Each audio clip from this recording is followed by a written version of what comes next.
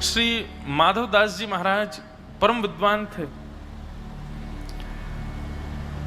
एक काशी का बहुत बड़ा विद्वान, वो सब जगह जाता और सब जगह जाकर के विद्वानों को हरा देता, परास्त कर देता। काशी में आकर के उसने सब विद्वानों से कहा कि मुझसे बड़ा कोई विद्वान नहीं है। अब मैंने इतने लोगों को हरा दिया, ये सारी मेरी पर्चियां हैं, इतने लोग। अच्छा, वो जिसको हराता था उस विद्वान से पत्र पर लिखवा देता था कि अमुक स्थान पर, अमुक समय पर, अमुक अमुक तिथि के दिन मैं इनसे हार गया, ये मुझसे जीत गए। तो बहुत सारी ऐसे पर्चे लेके चलता था साथ में। कहीं कोई व्यक्ति किसी जगह के विद्वान का नाम बोलता तो उसी का पर्चा निकालता, देखो ये हारे हैं मुझसे। किसी एक भक्त ने उनसे कह दिया, बोले कि हम तब माने कि आप जगन्नाथपुरी जाकर के माधवदास को हरा के दिखाओ।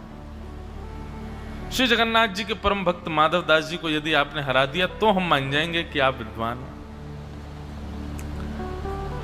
तुरंत निकल पड़े जगन्नाथपुरी के लिए और श्री जगन्नाथपुरी में माधवदास जी की कुटिया में पहुंच गए। माधवदास जी बैठे बेचारे, जैसे ही देखा कि कोई ब्राह्मण देवता आए हैं, लंबी शिखा है, खूब सुंदर तेज ललाट पर है, तुरंत दंडवत प्रणाम किया माधवदास जी ने। ब्राह्मण ने आकर के कहा, अरे प्रणाम मत करो, जल्दी अपने स्वामी को बुलाओ। माधवदास जी बोले, मेरे स्वामी तो अंदर मंदिर में बैठे हैं जगन्नाथ जी। बोले, नहीं, उनकी बात नहीं कर रहा हूं, मैं बात कर रहा हूं परम विद्वान श्री माधवदास जी महाराज। माधवदास जी बोले, परम विद्वान माधवदास जी तो यहां नहीं है, केवल माधवदास यहां रहता है। बोले, अच्छा ठीक है, वही माधवदास कहाँ है, उसको बुलाओ। बोले, मैं ही हूं महाराज, दास तो मैं ही हूं, माधव मेरा ही नाम है माधवदास जी। चरणों में लेट गए, बोले कि जय हो भगवान, मेरे घर आज विप्र पधारे हैं। बोले, अच्छा तुम ही हो माधवदास? बोले, हाँ। आओ चलो शास्त्रार्थ करो हमसे, हमने सुना तुम बड़े विद्वान हो।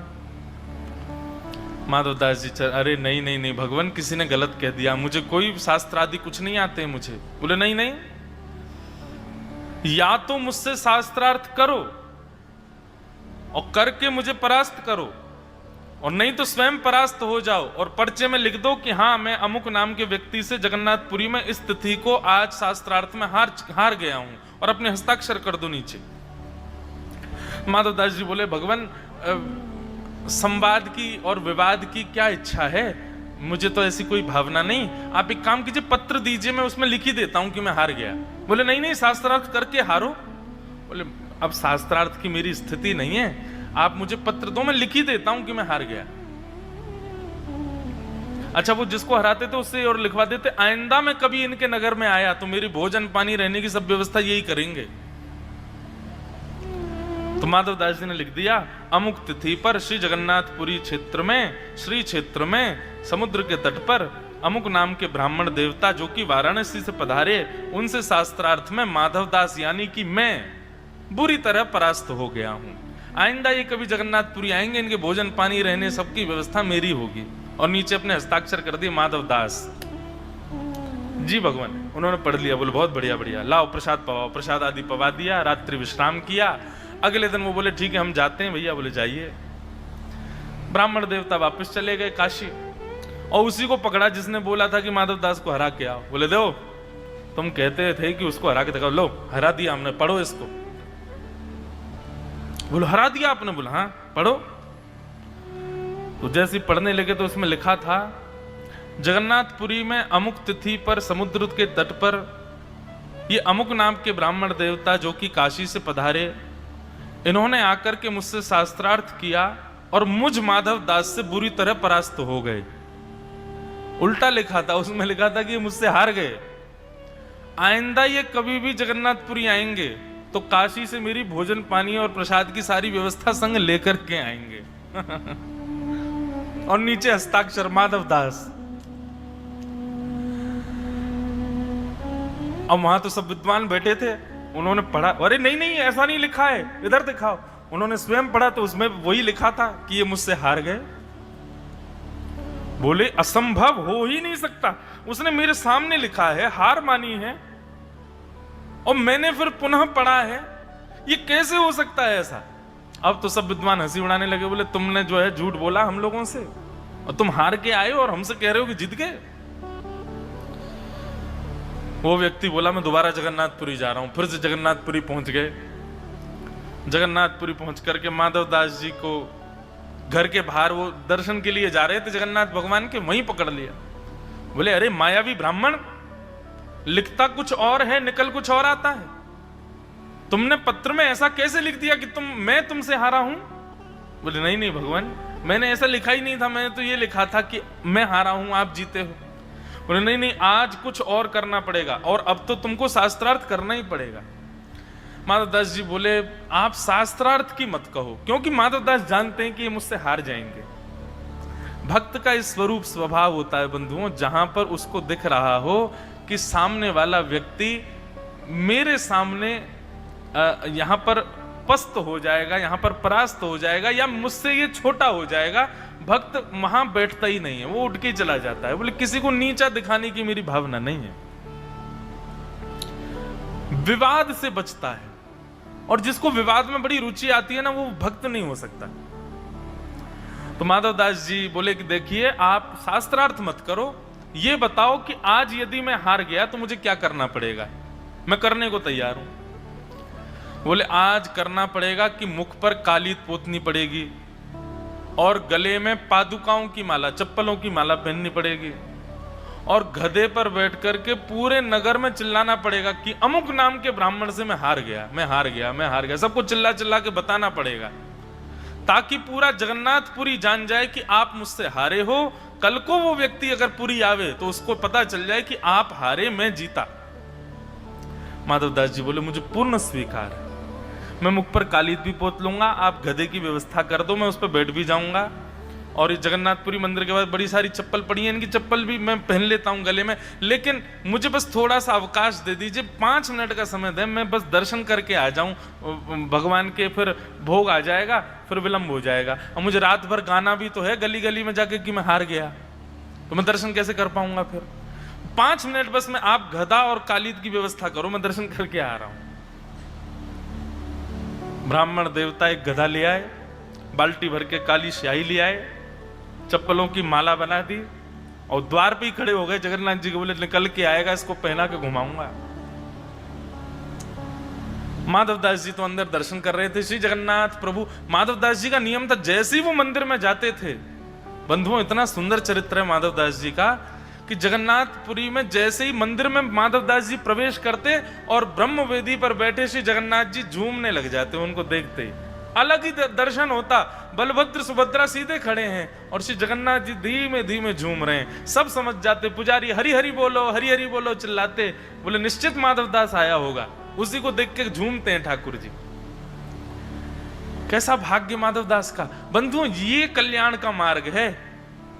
हमें ठाकुर जी प्रिय लगे नहीं, ठाकुर जी को हम प्रिय लगे, हमें देख करके वो प्रसन्न हो जाएं।